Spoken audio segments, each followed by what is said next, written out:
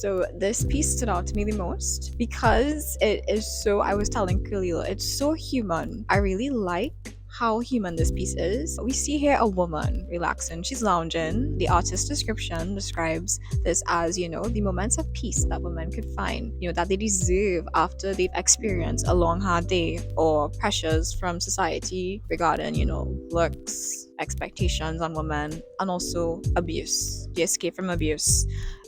I just love this piece. I love the color use here. So the use of complementary colors, I find that really draws the eye. That orange pillow in the background, that is what drew me to this piece. It's so warm, it's so Caribbean. I love when these colorful themes are done very well, done tastefully. And we see here the woman in her bra. It looks like she had a long way. She came home after work, she just want to rock back. And it reminds me of the piece that, like the artist said, we deserve. So many women around the world, they don't get this piece. They don't get to sit back and relax. And if they do, it's only for a few moments. What I can say in general is that I appreciate you being here to talk about that, because as a guy, I don't think I could have drawn that out. I would have come and just look at it as maybe the woman chilling, she relaxing, but I think you were able to take it to a place that really reflects maybe more what the artist is talking about.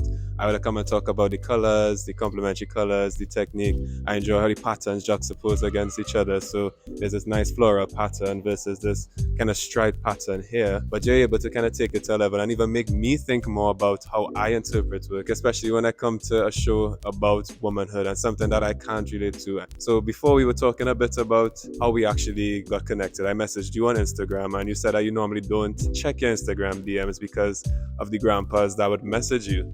Right? That stood out to me because I don't have that issue. I don't even have grannies messaging me, right? I realized immediately just from that little conversation that this exhibition, I could not be able to interpret it as you. As much as I could see women's experiences from the outside, it's not something that I deal with every day. I don't have to not be on Instagram because, the sugar mamas messaging me. I mean, sugar mamas, if you want to fund this, you could. If you want to fund the channel, not me.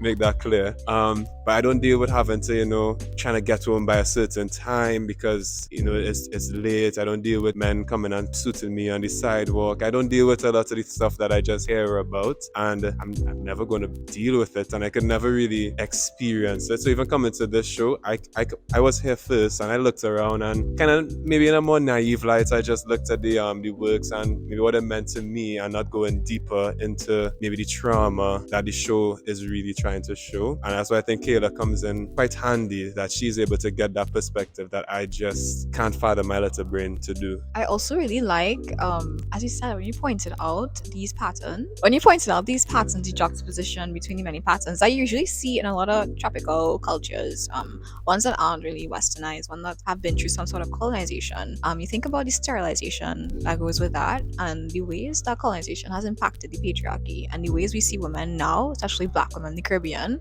I get such a working class vibe from this. She's tired. She went to work, she probably has kids. And I was telling them, the last thing you want to deal with is somebody suiting you on the road after that, and then having to not say anything because you don't want to end up in the newspaper, And I also really like that you could acknowledge that you probably will never be able to concretely relate to these experiences because of the body that you're in. And I think that in itself is a feat for you as a man to say that. Most men wouldn't, they wouldn't come in here and say, well, I'm not a woman, I would never experience these things. But I could sit here and say, I have a different perspective, the fact that you acknowledge that and you could relate that to these people. Thank you.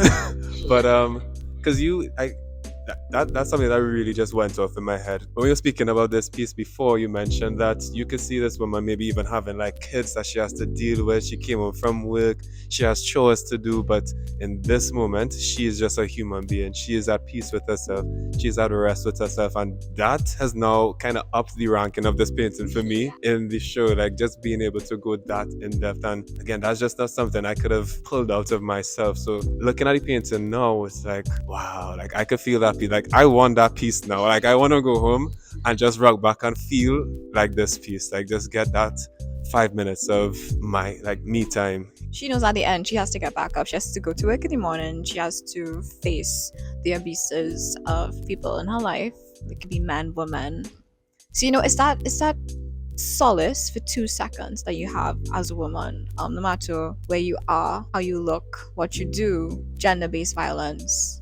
is always at your door, and it's always in the back of your mind. Yeah, I guess I'll keep that on my mind now. It's always there. There's always this moment in a woman's life where they realize, whoa, I have it a little harder.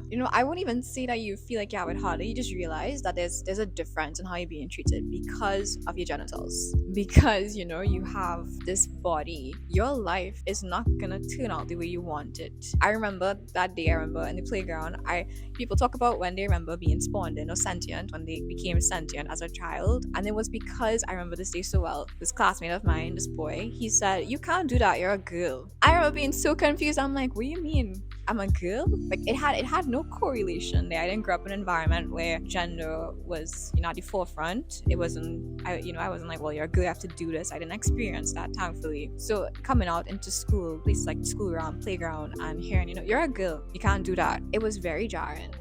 And it was moments like that. This painting reminds me of that, where I'm like, wow, this is different. This is how it is.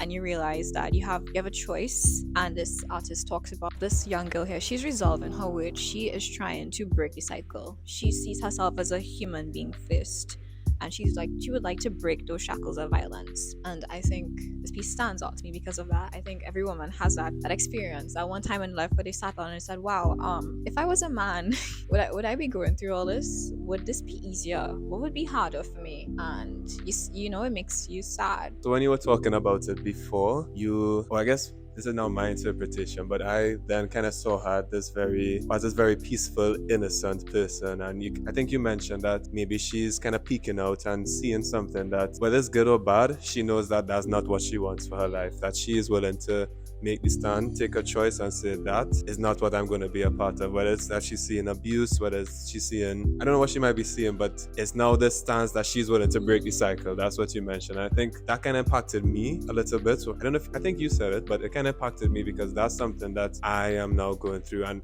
maybe when we talk about another piece, there's another connection that I think I want to make there, where we're talking about, I'm going to put the piece right here.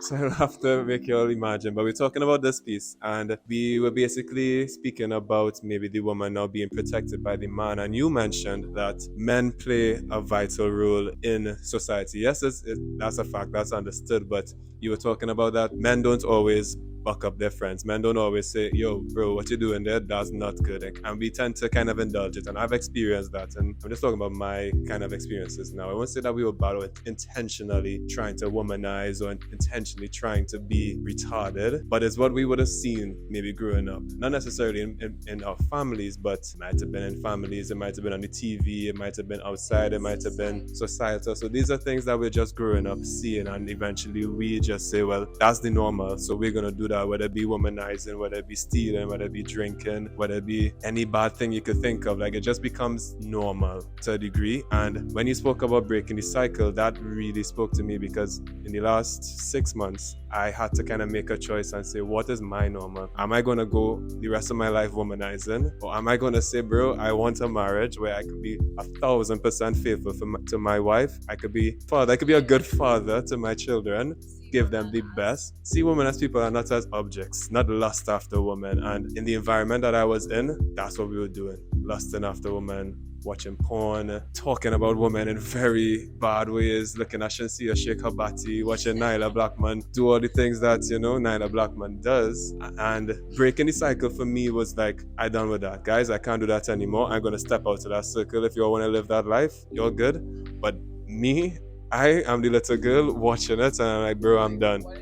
I'm gone. And now, again, like you being here is able to make me relate to these pieces a bit differently. And really, I guess, I don't want to say from a woman's point of view, but men are more the macho. You're not really going to read into emotions and stuff like that. So I'm not saying I'm coming down to a woman's level, but maybe I'm coming to the woman's side of things. So now put me on this side where I could be a bit more emotional and understand the emotions that I'm going through, understand the things that I'm seeing, and spend time with it and process it, whether it be good or bad, and see what I could take away from it, and now decide whether it's my normal or whether it's not my normal, instead of just allowing society to dictate that for me. I think especially you see a lot when we do gender-based violence exhibits, the emphasis is always on the woman as a character, the woman as this trope. And like you were saying, it's sometimes I feel just from like what I see in the world, that the burden is on the woman to break the cycle that men have perpetuated, in some ways created. The burden is on us to break the cycle. And the fact that you were talking about, sitting down, analyzing your life, the ways that you have interacted with women, and stepping out to that circle when we head to that piece, the piece right here. I was saying it's so important that we bring men into the discussion around gender-based violence. Women don't become victims just so. Men are involved, boys are involved, mothers are involved, uncles, sisters, everybody. This is a societal issue. And like you were saying, you talk about the influences from your upbringing, growing up and seeing these things. I also find that the burden to analyze these things are on women most of the times.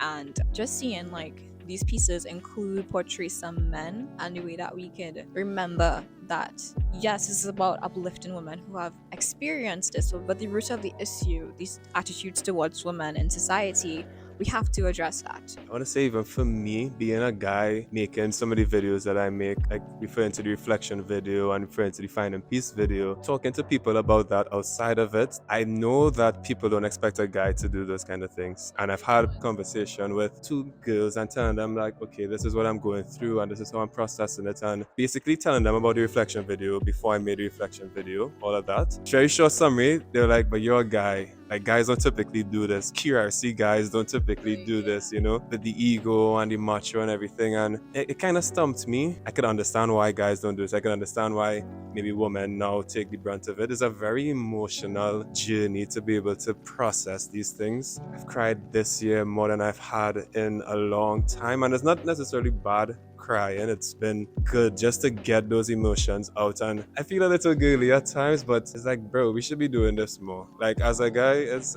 really just okay to just cry it out a little bit, get it out, and then I'm refreshed, I'm ready to go again and just deal with something else. And that has been a little weird navigating as a guy. As like, how soft do I really portray myself? How vulnerable do I really become? Like, that reflection video was just me as deep as I could go, and there's still levels underneath that, and that was still like, y'all know my life, and I'm contemplating doing more videos like that. But I kind of wonder, in 5 years looking back, how much of my life do I want to actually see on the internet? But then I'm like, but if this helps even 5 people, then is it worth it? So that's kind of the battle I'm going through now, in trying to, even as we talk about the work, be emotional. I could actually feel it in my body where I don't want to cry, but I'm like, this is, in my head, it's just like a picture of a woman, and this is not what men do. And I understand that to some degree that is wrong, and that is what society has portrayed it to be, that I don't want to actually be so soft. But for me, it's been nice. I can't lie about that. I think it's nice for especially you in the way you present yourself as a man. I think it's nice for other men to see. Having emotional intelligence does not make me, That's a nice word, emotional intelligence. yeah, it It's doesn't not being make like me girly. And I think what is so important at the cross section of these conversations is the question, why is being seen as girly bad? At the ultimate end of the question is always that. Why is it that being seen as feminine or girly, what is it about femininity and girlhood that is negative and is negatively portrayed when it is, expressed in a masculine body, in a body that presents as male? I think there's a lot of levels to that when it comes to, feminist theory and analyzing the patriarchy and the way that villainization of femininity harms men. Like you were saying, you cried a lot this year, you had to release, and I'm sure that helped you on so many levels when it comes to your mental health and the way you saw yourself. And I know there's always going to be that tug and pull, I should be this way, and do women even like feminine guys? Will this hurt my trajectory in life? For a lot of other men to see somebody going into their emotions, delving into that in a masculine body and presentation, I think that's important. I think that's good. I think we need more of that, especially in the Caribbean. All of the men, they are delving into their emotions. Sometimes it's performative, sometimes it's real, but at the end of the day, I think people should be able to express themselves however they want without fear of being vilified, because girliness is bad.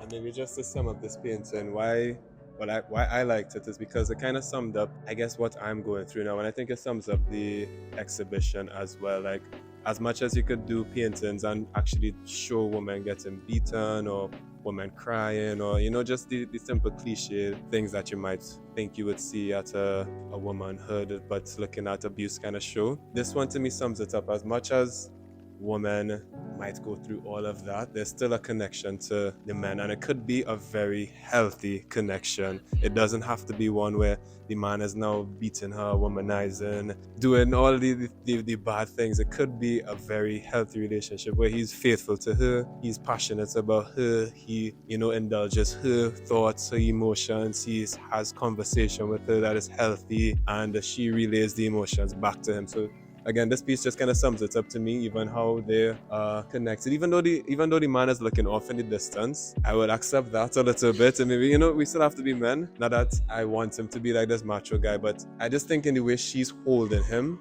and even just in the way that he looks very calm and pleased to be held, that there's a very healthy relationship. Yeah, looks secure. That's the word. Yeah.